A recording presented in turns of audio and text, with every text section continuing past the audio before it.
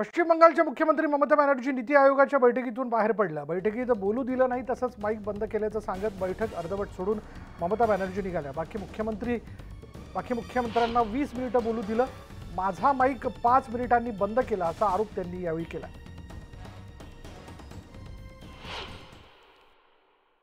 ये तो planning commission को वापस ले आइए।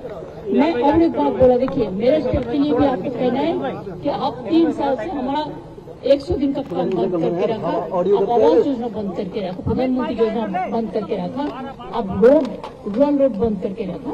ऐसे कोई गवर्नमेंट नहीं चलते हैं। आपको डिस्क्रिमिनेट नहीं करना चाहिए। If you discriminate between your party and other party, then how the country will run? When you are in power, you have to take care for all.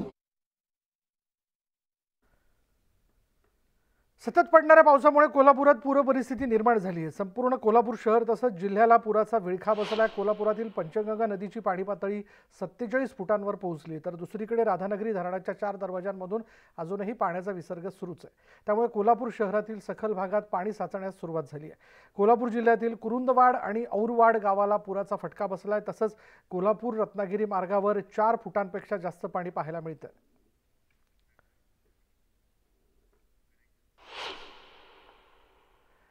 सांगलीत आज लष्कराच्या 2 तुकड्या दाखल झालेल्या आहेत। लष्कराच्या तुकड्यांनी सकाळपासून कृष्णा नदी पात्रात बोटीतून फेरफटका मारत पूरस्थितीचा अंदाज बांधलाय। त्याचबरोबर पाणी वाढण्यास कोणत्या भागातील लोकांना हलवायचं याबाबतचं नियोजन सुद्धा लष्कराच्या जवानांनी केलंय। महापालिका आणि पोलिसांच्या मदतीने लष्कराचं सांगलीच्या पूर परिस्थितीवर त्यांचं लक्ष राहणार आहे।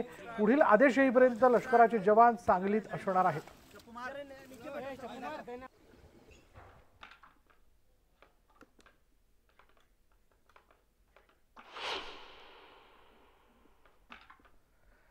गेल्या काही दिवसांपासून सुरू असलेल्या मुसळधार पावसाने सांगली जिल्ह्याला पुराचा धोका निर्माण झालेला आहे। सततचा पडणारा पाऊस आणि धरणातून होणारा विसर्ग यामुळे कृष्णेच्या पाणी पातळीत वाढ होताना दिसते। संभाव्य पुराचा धोका ओळखून प्रशासन अलर्ट मोडवर आहे आणि एनडीआरएफची टीम देखील जिल्ह्यामध्ये काम करण्याकरता दाखल झालेली आहे।